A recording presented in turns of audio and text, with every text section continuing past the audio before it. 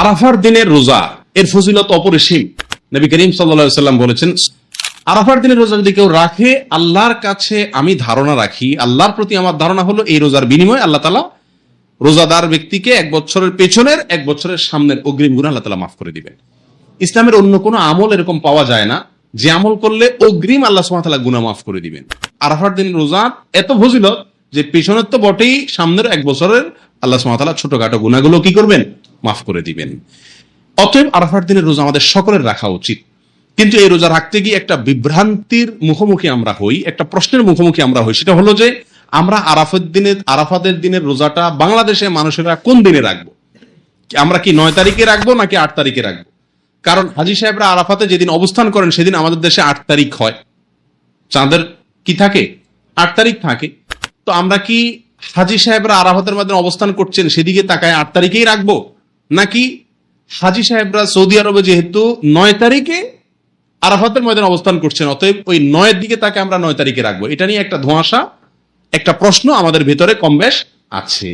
এই প্রশ্নের উত্তরে আমরা কি করব সে করণীয় ক্ষেত্রে আমি সংক্ষেপে বলতে চাই, এক্ষেত্রে ওলামায়ে কেরামের দুটি মত আছে এবং দুইটা মতই গবেষণামূলক। এর কোনোটাই কোনো হাদিস থেকে স্পষ্টভাবে সমর্থিত না, বরং উভয় মতই যার যার বুঝ এবং গবেষণা লব্ধ। কোনোটিকেই সঠিক বা ভুল এটা বলা বুদ্ধিমানের কাজ হবে না। অনেক উলামায়ে কেরাম বলেন, আমরা হাজী সাহেবরা আরাফাতের ময়দানে যেদিন অবস্থান করবেন, পৃথিবীর সকল প্রান্ত থেকেই আমরা হাজী সাহেবদের ওই অবস্থানের আরাফাতের অবস্থানের দিনেই কি রাখবো? রোজা রাখবো। এটাই হলো আরাফাত দিনের রোজা। যদি সেদিন কোনো দেশে ঈদ না হয় তাহলে আমরা রাখবো, সেটা আমার দেশে 8 তারিখ হোক 7 তারিখ হোক দেখার দরকার নেই। এটা হলো অনেক উলামায়ে কেরামের মত। অনেক উলামায়ে কেরাম বলেন না, আমরা 9 তারিখে রোজা রাখবো আমাদের দেশে, সেটা হাজী সাহেবদের আরাফাতের অবস্থানের পরের দিন হয়, অর্থাৎ এদেশে সৌদি আরবে ঈদের দিন হয়, ওই দিন আমাদের দেশে 9 তারিখ, আমরা 9 তারিখে রাখবো। কেন?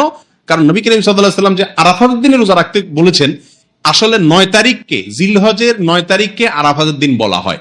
এখানে তারিখটা হলো উদ্দেশ্য, আরাফাতের দিন এটা হলো শুধুমাত্র নাম। জিলহজের 10 তারিখে ইয়ামুন নাহর বলা হয়, জিলহজের 9 তারিখে ইয়ামে আরাফা বলে, জিলহজের 8 তারিখে ইয়ামুত তারবিয়া বলে। এগুলো হলো এই দিনগুলোর এক একটা নাম। যেহেতু নবী সাল্লাল্লাহু আলাইহি ওয়াসাল্লাম আরাফার দিন রোজা রাখতে বলছেন, অতএব 9 তারিখে রাখবেন, এরকম একটা মত উলামায়ে কেরাম বলেন। এখন আমরা কোন দিকে যাব? 8 তারিখে রাখবো নাকি 9 তারিখে রাখবো? আমি বলি, যেহেতু কোন মতের পক্ষেই সুস্পষ্ট কোনো হাদিস নাই, অতএব আমাদের জন্য সবচেয়ে যুক্তিসঙ্গত হলো দোনো দিন রাখা।